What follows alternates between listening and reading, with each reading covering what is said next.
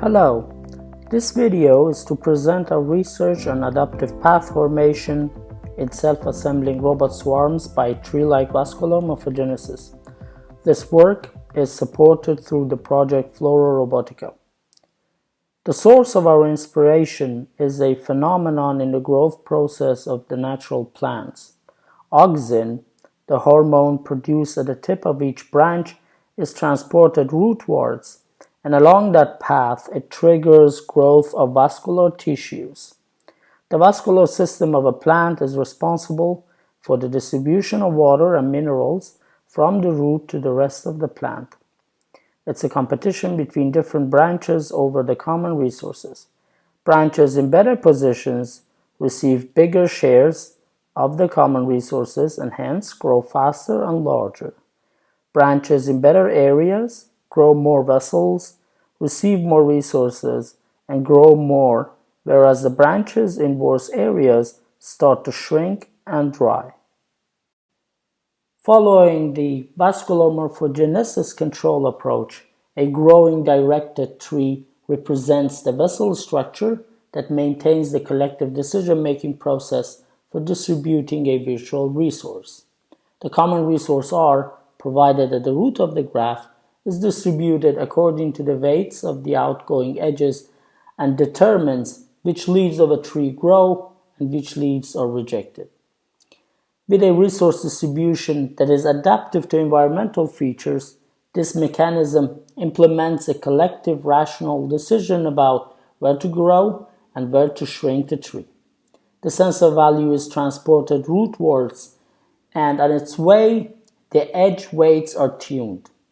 At every branching node, the weights V, in analogy to the vessel thicknesses in plants, are used to determine the distribution of a common resource R among the node's children. We performed our experiments with 70 kilowatts. Kilowatts have ambient light sensors mounted on board that we use to measure the quality of the environment. Different light distributions offer a variety in the quality of the environment, and bright areas that are closer are preferred. As you can see, there are two phases. During the first phase, the left bright side is farther away from the center than the right side. The task is to collectively form a tree structure that maximizes harvesting light from the environment. So we expect a structure towards the right side first. Then, during the second phase, we test our approach with both bright sides that have the same distances to the seed, but the left side is slightly brighter than the right side. Therefore, the tree should grow more towards the left side during the later phases of the experiment. Here are the images taken from one of the experiments over time.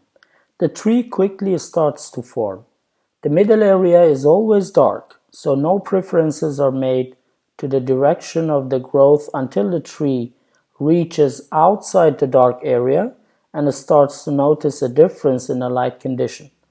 Once a robot from the tree reaches a brighter area, the competition between the branches begins. The seed moves more and more resources to those branches. Since the right side is closer and easier to reach, the tree grows towards the right side during the first phase of the experiment. Then the second phase starts, and we change the light distribution.